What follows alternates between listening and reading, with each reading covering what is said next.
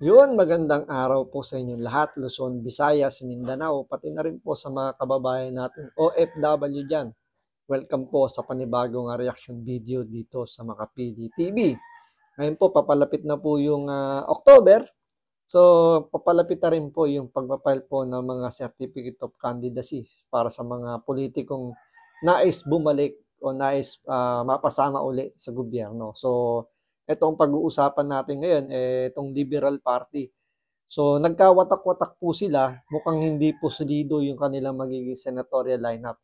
Kasi may mga inaasahan tayong dapat tatakbo sa partido ng Liberal Party para maging senador. So, pero nagsabi naman sila na hindi nila mabubuo yung 12 dahil medyo kung anumang reason nila dahil daw kulang sila sa makinarya, sa pondo. Pero ang pinaka nakikita nating rason kung bakit hindi nila makukumpleto yung 12 mukhang marami yung ayaw na sumama sa Liberal Party dahil nga sa mga nangyaring nakaraang eleksyon kung saan na 8 diretso sila sa Inodoro, di ba? Alam naman natin yan na wala man lang lumusot na ni isa sa mga senatorial candidate ng 8 diretso. So, ang naging campaign manager pa nila nun si Bam Aquino. So, walang lumusot. Ang huling nakalusot lang si Hontiveros, pero hindi naman siya full-blooded Liberal Party. Alam ko ano siya. Dati ang party list ng Akbayan yata 'yon, kung di ako nagkakamali. So, yun nga, ang pinakahuling nakapasok lang na oposisyon o ng dilawan is yung Tiberos. So, lahat nalaglag. Kaya hirap na hirap itong Liberal Party na makakuha ng mga pwede nilang ilagay bilang senatorial candidate. So, yung iba tumakbo sa ibang posisyon, yung iba tatakbo sa ibang partido para makaiwas sa dilema o sa kamalasan ng Liberal Party. So ito, panoorin po natin itong balitan to. Pero bago ang lahat, kung hindi ka pa nakasubscribe sa Makapili TV, baka pwede naman pong pakipindot po muna yung subscribe button. At the same time, palike na rin po ng video. Wala naman pong bayad yan. Kaya pindot na. So ito, panoorin po natin itong balitang to. Alamin natin kung saan saang posisyon, sino-sino yung mga tatakbo under Liberal Party. So ito, panoorin po natin. Kasado na ang muling pagtakbo ni dating Senator Laila De Lima bilang kinatawan ng Mamamayang Liberal Party List sa susunod na eleksyon. Ang dating magtandem naman na sina dating Vice President Leni Robredo at Kiko Pangilinan tatakbo rin bilang mayor at senator. Nasa frontline ng balitang yan si Rainiel Pawid. Muling sasabak sa halalan si dating Senador Laila De Lima bilang lead nominee ng Mamamayang Liberal Party List para sa 2025 midterm elections. Kasamang tatakbo ni De Lima sa Kamara bilang co-nominee ng Mamamayang Liberal Party List sina dating Congressman Teddy Bagilat at Erin Tanyada.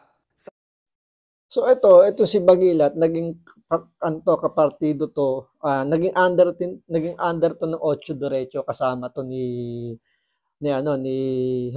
De Lima.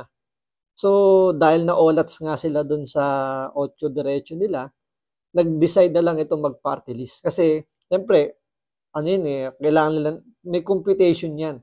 So siyempre, nung nakaraang eleksyon, bibilangin nila kung ilan yung nakuha nilang boto. So, kung i-compare nila kung tatakbong party list, baka nga sakaling makalusot kahit malang isang seat or 2 seat sa Kongreso. So, paano, nakakabalik pa rin sila sa politika. Pero nasa sa atin yan kung iboboto natin to. Kasi itong party list, nationwide to. So, hindi to kagaya ng district lang na may certain, kumbaga, majority win ang mangyayari. Sa party list, parang percentage. So, may certain percentage silang dapat makuha sa total number of registered voter. So, doon pa lang ma-determine kung ilang seat or kung makakapasok sila bilang representative. Kaya, siguro ito yung pinili nga nila dahil posible na kung nakakuha sila ng I think 1 million siguro no nakarang election. Kung nakagawa lang hindi ko sigurado kung ilan. Pero kung nakakuha man lang sila ng at least 1 million nung mga time na yon, posible. Posible makakuha sila ng upuan bilang party list representative. Dahil nga hindi nauubra si De Lima sa Senado dahil tsaka itong si Bagilat dahil nga kumbaga nakita na nila yung pattern eh. Mukhang mahihirapan silang lumusot dun sa top 12. Lalong-lalo na naglabas ng bagong survey ngayon, mukhang ni isa sa kanila walang nakalusot. Kung meron man, medyo malayo. Kasi ang nangunguna, yung dalawang Tulfo brothers, although wala pa silang declaration kung tatakbo. Tapos dagdag pa natin yung partido ni Pangulong Duterte. Sabihin natin 3 Duterte biglang tumakbo. Tapos 2 Tulfo, di 5 na kagad. Yung yung ibang partido pa ng PDP, sila Senator Bongo, si Senator Bato, si Philip Salvador, so additional 3. So kung may naroon ng naunang 5 plus 3, so may 8 na. So ang pagdalabanan lang, 4 na lang. So sa 4 na yon, mukhang mahihirapang lumusot itong sila De Lima, itong si Bagilat, tsaka itong si pangalan to si Teddy si Tanyada. At alam ko, full-blooded Liberal Party rin to. So, mukhang mahihirapan silang lumusot doon sa Senado dahil, kumbaga, may 8 seat ng nakalaan na. Kumbaga, yun nakapangalan na talaga. So, 4 na lang yung paglalabanan. Iisipin mo, meron pang administration slate na mas malakas sa kanila kasi syempre hawak yung makinyari yan. Nasa kanila yung pinaka main attraction sila eh. Sila yung administrasyon eh. So, malamang sa malamang makakuha pa sila dun sa 4 na slate na yon. Kung mag-endorse pa si BP Sara ng mga tatakbong ibang senador. So, iba pa rin yung hatak ni BP Sara. So, mahihirapang lumusot yung Liberal Party pagdating sa senatorial. Kaya siguro nag-decide itong si De Lima at itong si Bagilat na mag-representative na lang. Baka doon kasi sakali kung mathematically tingin natin baka lumusot kasi nga medyo marami-rami rin may nakuha nilang number of votes nung nakaraan. So kaya siguro yung naging strategiya nila para tumakbo sa pagiging representative ng party list.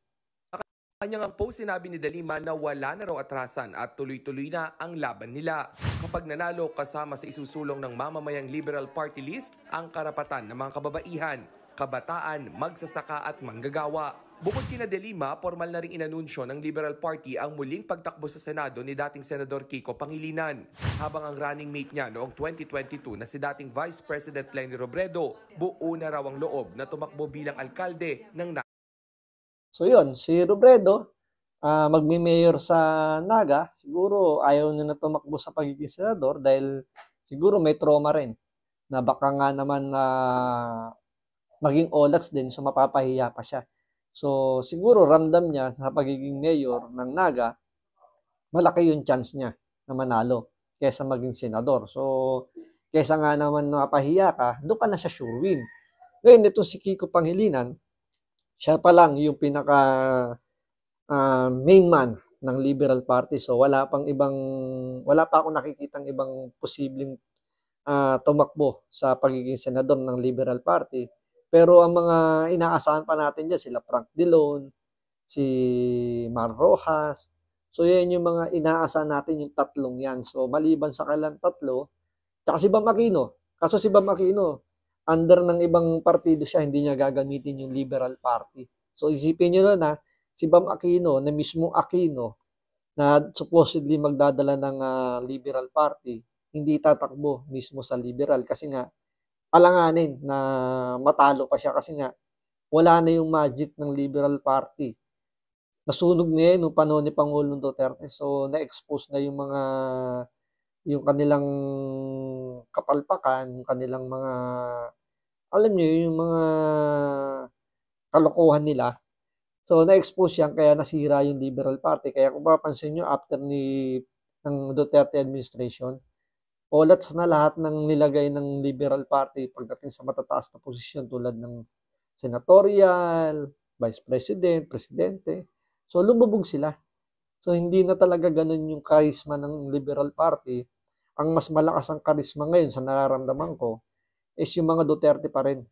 Siyempre, di mawawala yung administrasyon. Siyempre, administrasyon yan eh. Hawak nila lahat ng ng spotlight eh.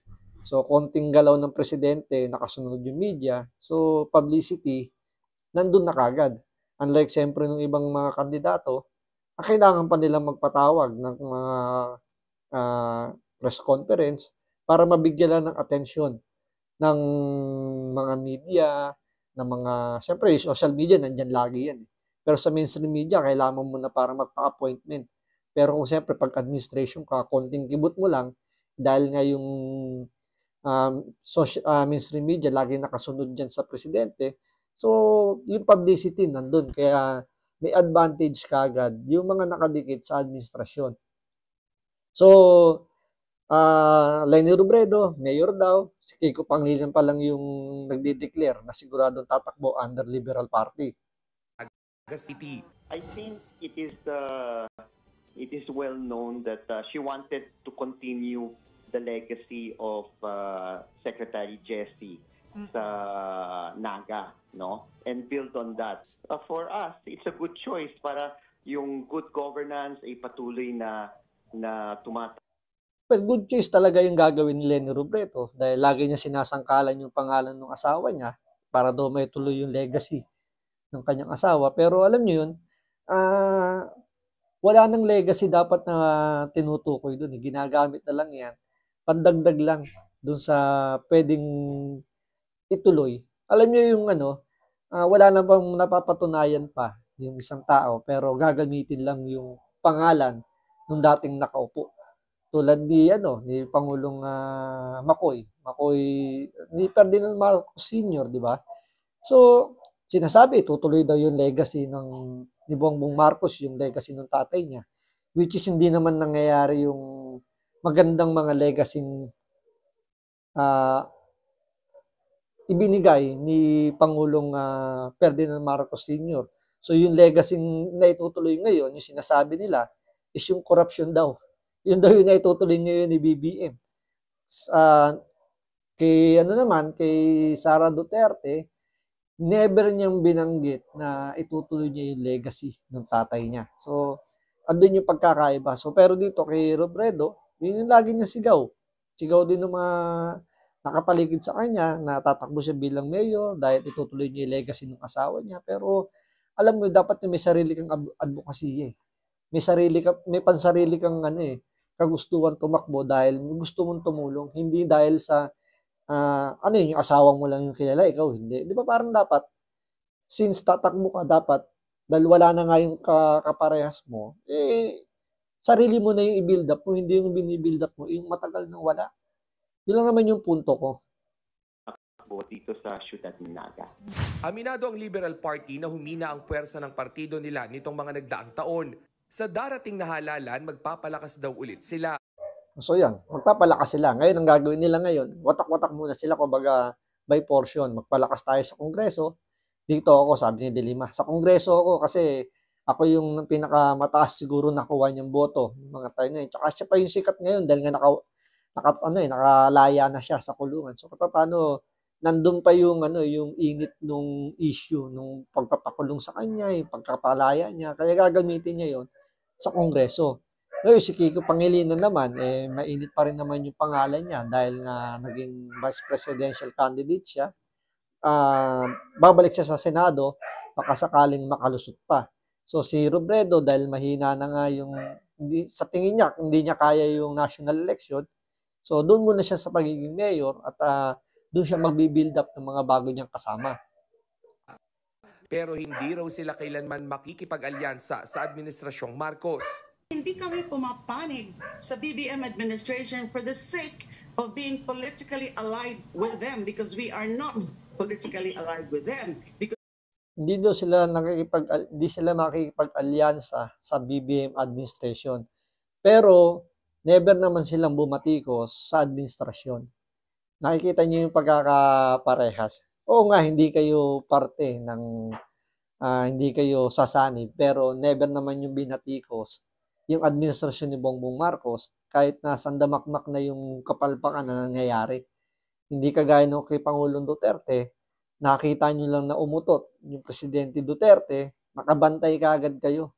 Pero kay BBM, halos sunod-sunod na yung kapalpakan na nangyayari. tahimik yung mga bunganga ninyo na hindi nyo man lang binatikos. Diba? So, mas natutuwa pa kayo na pinag-iinitan ngayon ng administrasyon si VP Sara. Doon kayo nakikisawsaw. Pero yung problema o yung korupsyon, yung issue na nangyayari sa administrasyong Marcos, tahimik kayo. Ngayon, sasabihin nyo, hindi kayo makikisali sa, hindi kayo makikipag-alyansa, pero ginagamit nyo naman yung administrasyong Marcos para mas makilala kayo dahil nga sumasawsaw na kayo sa issue. There are still issues that we hold them to account. Ayon naman kay Tanyada, bagamat hindi magkaalyado ang liberal at si Pangulong Marcos, suportado raw ng partido ang posisyon ng Pangulo pagdating sa mga usapin sa Pogo at West Philippine Sea. Ihamak na mas maganda yung posisyon ni Diba? Hindi nga sila makipag-alyansa pero suportado nila ng pagdating sa laban kay La Duterte. So yung issue ng Pogo na idinidikit sa mga Duterte, particular kay Pangulong Duterte, yung issue sa West Philippine Sea na mas suportado daw nila na nagkakagulo ngayon at nalalapit yung gera, binobomba yung mga barko natin ng water cannon, binabangga yung mga barko natin, pinagbabawalan yung resupply mission doon sa barko natin. So, suportado nila yon kesa yung tahimik na nakakapaglayag, nakakapunta doon sa pag-resupply natin. So, yun hindi nila sinusuportahan yun. Mas suportado nila yung pwedeng mangyaring gera sa pagitan ng Amerika at ng China at posibleng maipit yung Pilipinas. Yun ang suportado nila kesa doon sa suportahan nila yung maging maayos yung relasyon ng China at ng Pilipinas pagdating sa West Philippine Sea. Pangulong Bongbong Marcos kaysa kay Pangulong Duterte. So, depende sa issue. Kasabay naman ang anunsyo ng Liberal Party, pinangalanan din si Senador Bong Revilla bilang opisyal na senatorial candidate ng Lakas CMD sa kanilang National Convention sa Malacanang. Kasama sa nag-anunsyo nito ang Lakas CMD President na si House Speaker Martin Romualdez. Nakipagsanib puwersa na rin ang Lakas CMD sa alyansa para sa bagong Pilipinas ng Administrasyong Marcos. Ito, wala naman tayong pwedeng i-expect na iba rito. Siyempre, makikipag-alyansa to. Siyempre, pinsan to ng presidente natin. Natural, so supportahan niya yung administrasyon. At the same time, may mga bali-balita nga, di ba, na plano nga rin ito maging presidente. So, nagpapalakas to ng sa pinsan niya na sana siya yung i-endorse bilang maging presidente. Or kung hindi man, kung matuloy man yung charter change, siya yung maging prime minister. Kasi nga sabi nga ni Pangulong Duterte, may pangarap na maging presidente, kaya nga mapapansin nyo, siya lang yung speaker na nag-iikot sa mga lugar-lugar para mamigay ng ayuda. So, nag-host pa to para parang feeling niya, parang Willie William na namimigay ng pera, namimigay ng bigas. Pero isipin nyo, yung pinamimigay niya, hindi naman niya pera yun. Pera ng taong bayan yun. Pero ilan lang ba nakikinabang? Oo, sabihin natin, mga less fortunate natin mga kababayan yung tumatanggap. Pero, buti sana kung lahat ng pondo ay naibibigay doon. Paano kung may naibubulsa? Kasi, alam nyo, pag sila naglabas ng budget, kailangan lang nila sa pag-liquidate ay certification lang. So, sabihin lang nila, nagastos nila sa ganitong event na ginawa nila, ganitong kalaki, 100 billion. Certification lang kailangan nila, hindi nila kailangan ng i-itemize yan, hindi kailangan ng resibo, okay na sila sa COA. So, ganyan ka-plastic ang Kongreso natin pagdating sa budget. So, nasa ating pong mga kamay kung sino-sino po yung ilalagay natin sa mga posisyon nasa gobyerno natin. So, tayo po mamimili, tayo po makapangyarihan, gamitin po natin ng tama. Kaya nga sabi ko lagi dito sa inyo, kung gusto natin ng pagbabago, bumoto tayo ng bago at hindi yung bagong luma. So maraming salamat sa panonood. Ingat po kayo lagi. God bless.